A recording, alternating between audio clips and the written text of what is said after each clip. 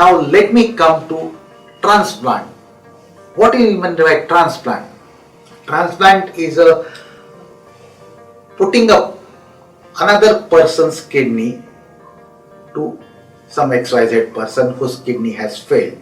That is known as kidney transplant. There are various types of transplant, but we will stick to allo transplant, that means human to human transplant. Now why transplant is better? By doing kidney transplant, we are trying to be like a god man, because transplanting kidney is something very out of the way, out of the nature, but still we are doing it because transplant is the most successful way to treat end-stage renal disease patient. Secondly, the longevity of life.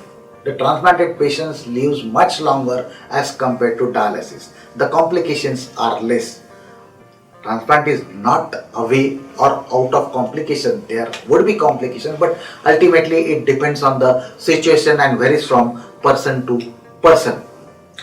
Kidney transplant, we usually put a kidney over here in the front part of the lower abdomen. That is the ideal position of kidney transplantation. During kidney transplant, we don't remove the older kidneys unless and until indicated, because the surgical time gets extended.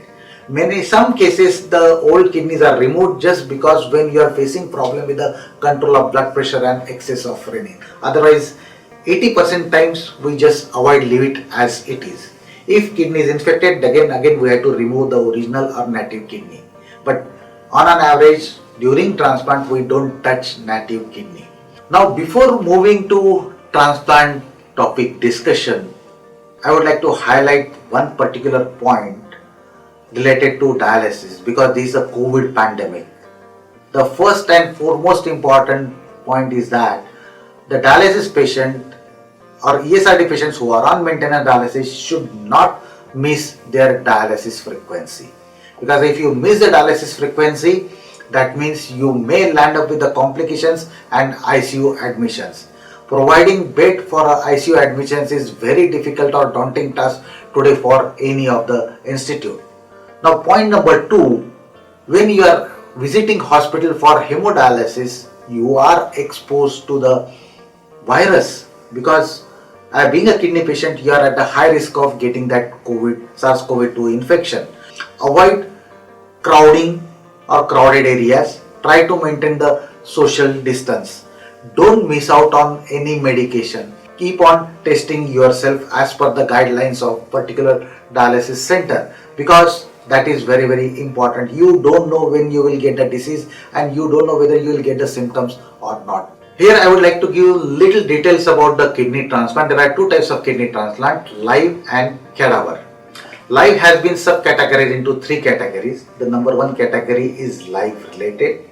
Second category is live emotional, where person donates kidney because out of love or affection. And third is a swap. Swap means there is a transplantation between basically two couples where husband wife doesn't have proper matching, so they cross it. That means one pair is there is a one donor from each pair which gives kidney to the other couple. And second one, cadaver. Cadaver transplant means the kidney is taken from the brain dead person or human being. Now brain dead person or human being has been justified by a brain death committee, then it is checked by zonal transplant committee, and then it is distributed as per the system which is provided by ZTCC. So any dialysis patient or ESRD patient, if he wants to go for a cadaver type of transplant, they have to register themselves with the institute and with the ZTCC. Ideally, you can register yourself with the 2 institutes, one is government and one is private, and you have to wait for your turn or number. Now cadaver donor, if Fortis has got cadaver donor, then one kidney will stay with the Fortis and that will be inducted to the cadaver transplant list of that particular my institute, that is Fortis, and the one kidney is given to ZTCC. ZTCC will distribute it as per the numbering system, and that is the protocols are followed which are very strict. You cannot alter the list unless and until written consents are given. Little bit about the organ donation. I think one should not hesitate.